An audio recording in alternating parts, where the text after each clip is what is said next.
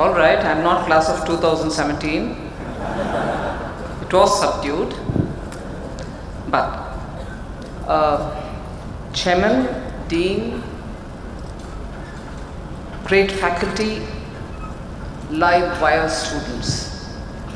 It's a pleasure being here, and I take it as an honor to be among you all who really put your heart and soul together to be here, benefit from this wonderfully designed course, both of them, and to spread that air and feeling of optimism, which is what youth is all about. And I can see this campus today live and looking forward to a bright future, and that's what awaits you. And I wish you on this day, on this fantastic day when you're getting yourselves declared graduates from a wonderful school which is ISB.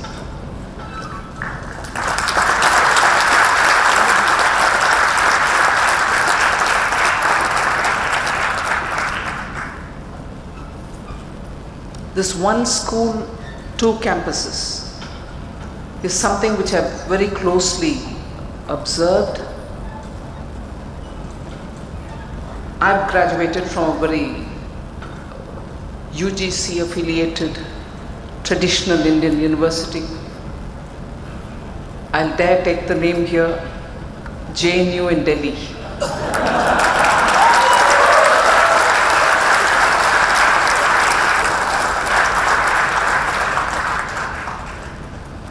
That's a different life, probably very different from what ISB has offered you all. But eventually all of us are that very aspiring young Indian who've got dreams for this country, dreams for ourselves and our families. And it is that dream which charges us up. And therefore that is the day when you graduate out of a university with all life and spark in your eyes, when you're looking at the world, which is something which you'll cherish throughout your life. And to be a part of it today with you all, I feel extremely happy. But this one school, two campuses is a thought which I would want to linger a bit longer on, particularly the ISB kind.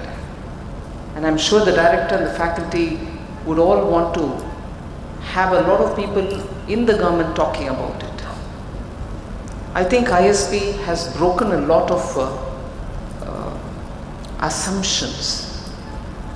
ISB, because of the nature of work which the faculty and the students have put together, have actually questioned a lot of assumptions, and rightly so. Today, after nearly 15-20 years, you have an international class school which probably is not defiant of any established norms, but has set its goal without having to be on paper formally compliant with certain norms which are established by authorities. So the autonomy of higher education about which Mr. Godrej spoke is something on which you can stand up and say, yes, autonomy has helped us. Autonomy has brought in a certain freedom in the curriculum. Curriculum has become far more charged with contemporary relevance. And that is one of the reasons, I suppose today, even in these difficult days of recruitment, you've had 93% recruitment on campus, and the pay packets that you're likely to receive are absolutely worth the course that you've done. That's possible only when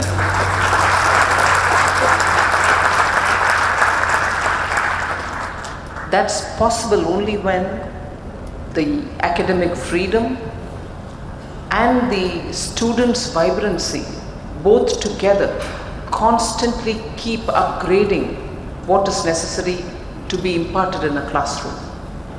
What has got to be imparted in a classroom cannot be so pedagogic that when you come out of it, you're lost.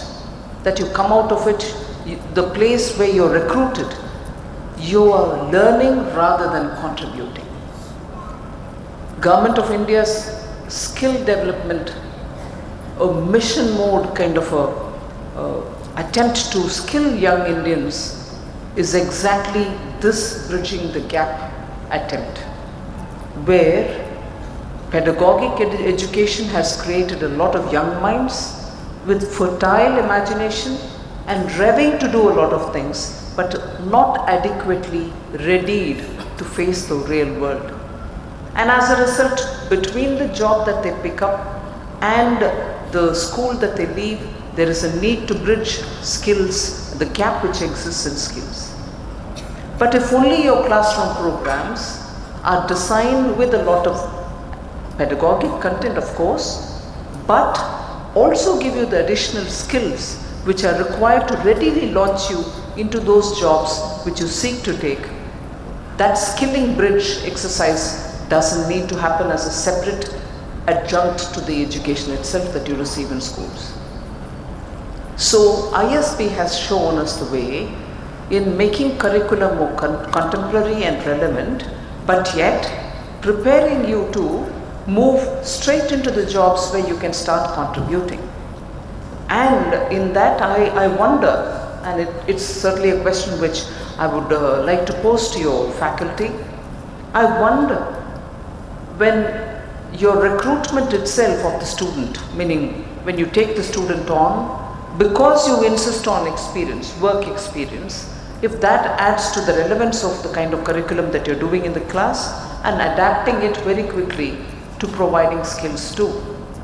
Whereas as opposed to the rest of the universities and schools, where students straight come without much exposure to work, here you are a bit further than they are with at least 1 or 2 years of work experience behind you. So that could probably also add to the merit. But I think much more lies in one aspect of the ISB admission process, which I thought was very, very relevant. You're not just looking at engineering graduates getting into these programs. You're bringing them from various different backgrounds and allowing them a multidisciplinary classroom to be created from day one, and that cross-pollination is of great relevance for preparing a young mind before he goes out there to start his own venture or to get employment. So I think the blend of experience, exposure and work experience, diversity in a classroom, and the way in which the student and the faculty have put together a constant dynamic processes of keeping the curriculum relevant have made this place what it is today.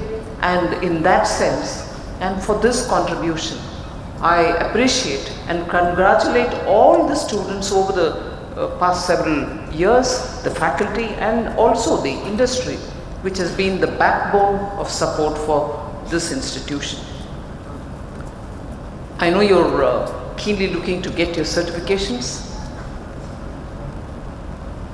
I certainly will highlight 1 or 2 things which I'll sow as a thought in you.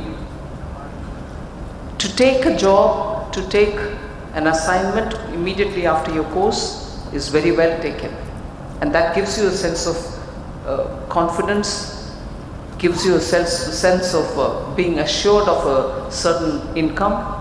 But I would like to see at least those who have had the benefit of ISB kind of an education to be there, create jobs for yourself and also for more people. You should be entrepreneurs. It's one thing to go and work in an institution, learn a lot of things. But today's India is looking for young entrepreneurs to come with those fantastic ideas which can be scaled up, which can be commercially made viable, and which would contribute to the economy directly. So please do take up your campus recruitment offers, acquire the skills and experience, but I'd like to see most of you all ending up with your own businesses, irrespective of the size, because that's what India is today looking up to. We want young minds to come out and start your own, build business houses. After all, Godrej's, Munjal's are not here because of just 1 or 2 years of work. They've been there for decades. They've been industry leaders for several centuries. Tatas have been there for more than 2 centuries. If I remember the date, at least 1.5 century. So I think what we want is young minds, both in India and abroad, working from India. But then eventually, you should be business leaders who will start your own venture and set your sight for 100 future years. So that is something which I'll certainly look up to. And the other is, even as I was watching you all talk and reach to your young leaders from your classes and your faculty, it is that idea with which you are revving to go. Ideas need to translate themselves into some kind of a opportunity.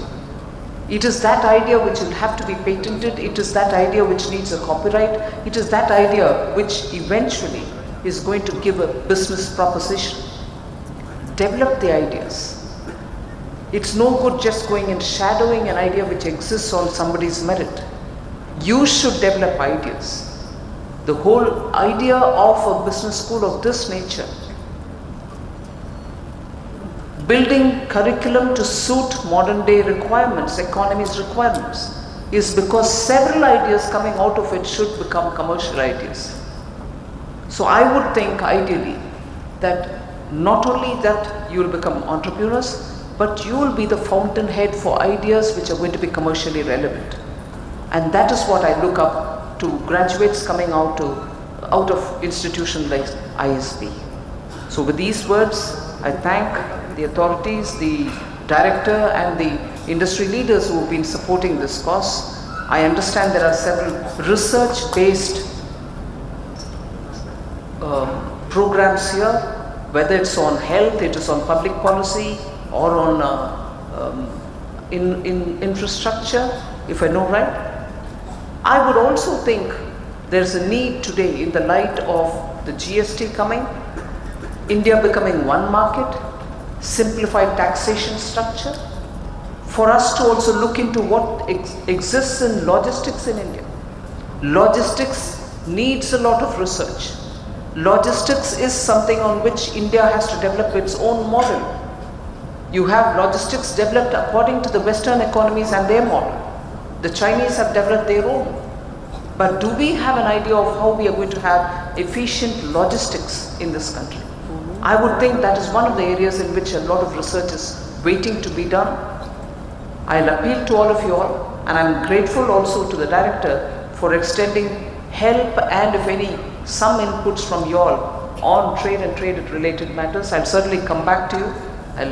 I'm sure I'll benefit from, the ministry will benefit from inputs from young minds. We need a lot of trade-related experts.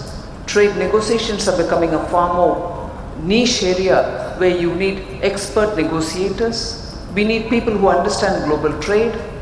We need people who understand also what is offensive and defensive strands in trade. There's a lot on trade which young minds from ISB can contribute to. So I'll certainly come back to the director and benefit from your inputs. Congratulations to all those students who are getting their certificates today, family business or the PGP 2017.